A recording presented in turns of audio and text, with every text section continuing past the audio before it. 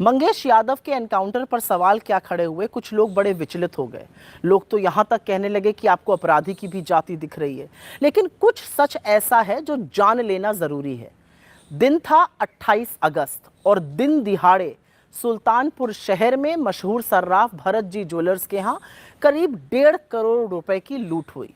Police के मुताबिक इस लूट में कुल 11 बदमाश शामिल थे और इसका मुख्य आरोपी विपिन सिंह नाम का एक आदमी था। इस पर गुजरात से लेकर उत्तर प्रदेश तक 8 जिलों में लूट के, चोरी के, हत्या के प्रयास के, डकैती के करीब 36 मुकदमे दर्ज हैं। लेकिन विपिन सिंह बड़े नाटकीय तरीके से पुलिस को चकमा देता है और 4 सितंबर को जाके कोर्ट में सरेंडर कर देता है। लूट के 4 दिन बाद मतलब 2 सितंबर को पुलिस मंगेश यादव के घर पहुंचती है। आधे कपड़ों में लेटे हुए मंगेश को पुलिस रात के करीब 2 बजे अपने साथ लेकर चली जाती है। इसके 3 दिन बाद 2 को लेके गई, 3 दिन बाद 5 सितंबर की सुबह मंगेश को तथाकथित एनकाउंटर में मार दिया जाता है। एसटीएफ दावा करती है कि मंगेश के पास से 32 बोर की पिस्टल, 315 बोर का तमंचा, बाइक और लूटे हुए जेवर बरामद किए गए। अभी तक ये जेवरात कहीं दिखे नहीं हैं। इसके अलावा पुलिस जब मंगेश को अपने साथ लेके गई थी तब वो निहत्था था, ये उसके परिवार का कहना है। उसके पास कुछ नहीं था।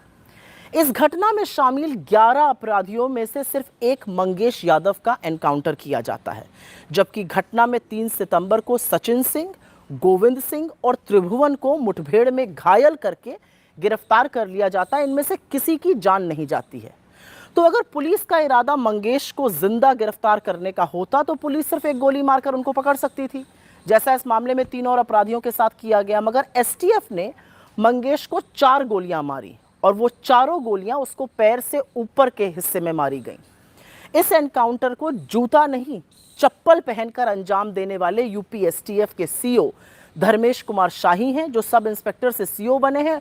2019 में वो डिप्टी एसपी की रैंक पर प्रमोट हुए थे। ये वही शाही हैं जिन्होंने अभी तक करीब 50 से अधिक एनकाउंटर किए और इनके बहुत सारे एनकाउंटर पर सवाल खड़े हुए हैं। ये वही डीके शाही हैं जिनकी पत्नी रितु शाही बीजेपी की नेता हैं। हाल ही में वो उत्तर प्रदेश महिला आयोग की सदस्य नियुक्त की गई हैं और इसके साथ ही वो गोरखपुर क्षेत्र में बीजेपी महिला मोर्चा की क्षेत्रीय कोषाध्यक्ष भी हैं। तो ये बीजेपी से तार हो गए। मंगेश एनकाउंटर की जांच भी डीके शाही के सजाती अधिकारी एसडीएम विदुषी सिंह को दी गई है। इसमें तो किसी को कोई अचंभा हो ही नहीं सकता है। खैर, जो लोग अपराधी की जाति पर उठ रहे सवालों से विचलित थे, क्या अब उनके पास कोई जवाब है? क्या अब वो आक्रोश नहीं दिखाएंगे? क्या अब उनको अन्याय नहीं दिखेगा? क्या अब वो ज्ञान नहीं देंगे? असलियत तो यह है कि आक्रोश दिखाने वाले लगभग सारे न्यूज रूम में दलितों, आदिवासियों और पिछड़ों का कोई प्रतिनिधित्व ही नहीं है। इक्का दुक्का कोई होगा तो वो कैमरा चलाता होगा, उसका ना शो की हेडलाइन से, ना न्यूज़पेपर की सुर्खी से, ना बनावटी आक्रोश से कोई लेना देना भी है। असलियत ये भी है कि आईना दिखाने पर बुरा लगना स्वाभाविक है, लेकिन सच से आखिर मुंह कब तक मोड़ा जाएगा? और कौन बताएगा कि 11 लोगों में एनकाउंटर सिर्फ मंगेश यादव का ही क्यों हुआ?